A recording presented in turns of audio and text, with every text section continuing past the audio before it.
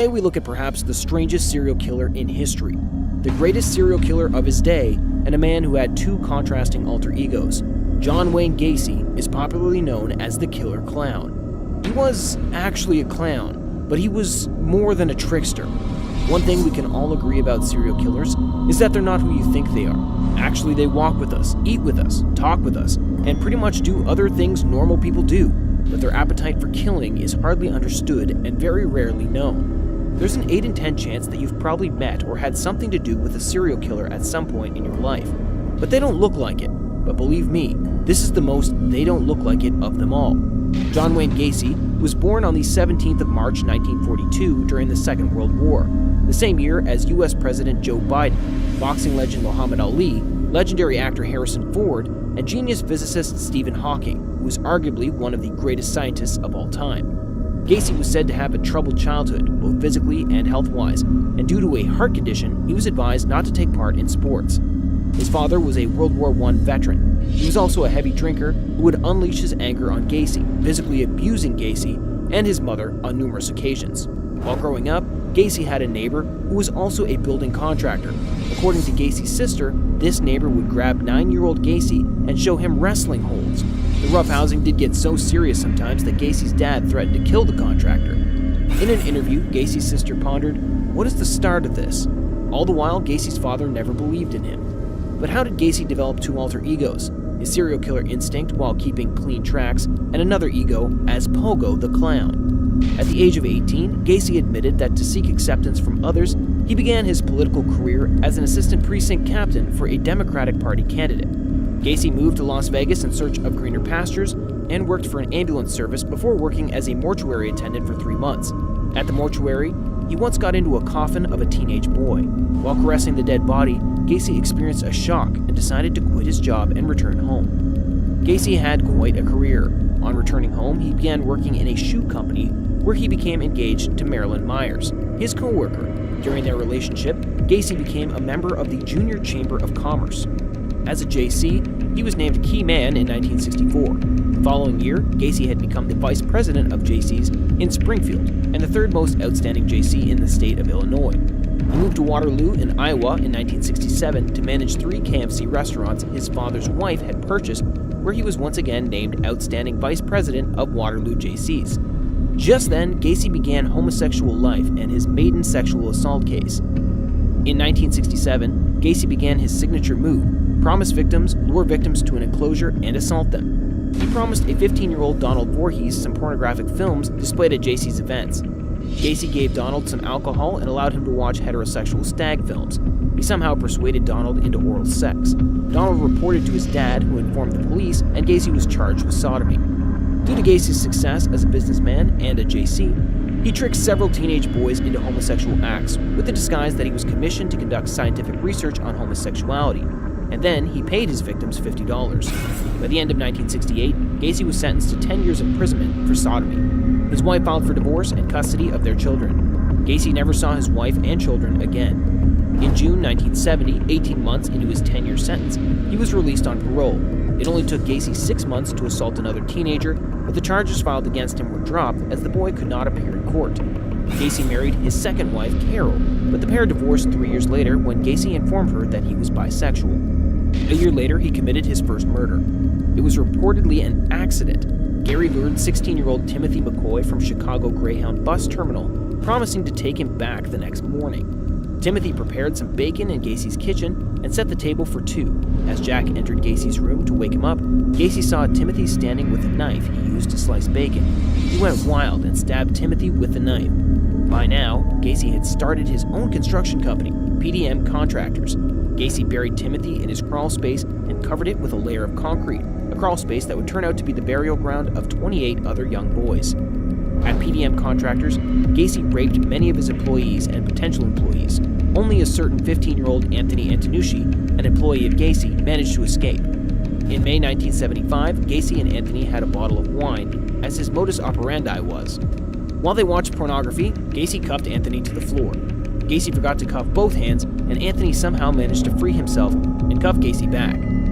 Anthony was a wrestler in high school, so it was fairly easy for him. Gacy later pleaded with Anthony, who released him to go home. Based on multiple accounts, Anthony was the only survivor of Gacy's murder spree. Gacy re-entered into politics later in 1975, this time offering to clean the Democratic Party headquarters at no cost.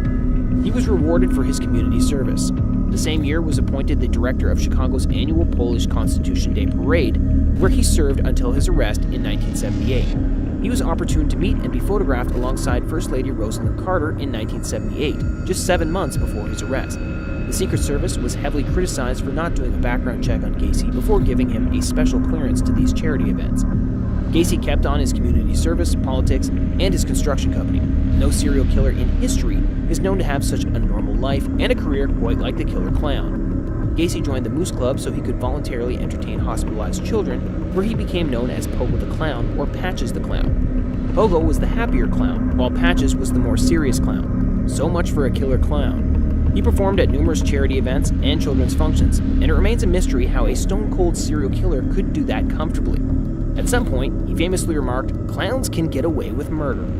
Well, he really did think he could get away with murder, but Gacy's next victim would be his last. On December 11, 1978, Robert Priest was declared missing. Robert had told his mom that he was going to discuss with a building contractor on remodeling the drugstore where he worked. Police investigated and found out that Gacy was the contractor in question, and they summoned him for questioning. Gacy tried to stay one step ahead of the police by dumping Robert's body into the Des Plaines River after he was called by the police. Gacy reported to the police station very late, but then the officer in question had gone home. Investigators would later find out that when Gacy's crawl space got full, he began dumping his victims in the Des Plaines River, starting with Robert Priest, the murder that led to his arrest. Eventually, Gacy was questioned, but he denied knowing anything about the disappearance of Robert Priest.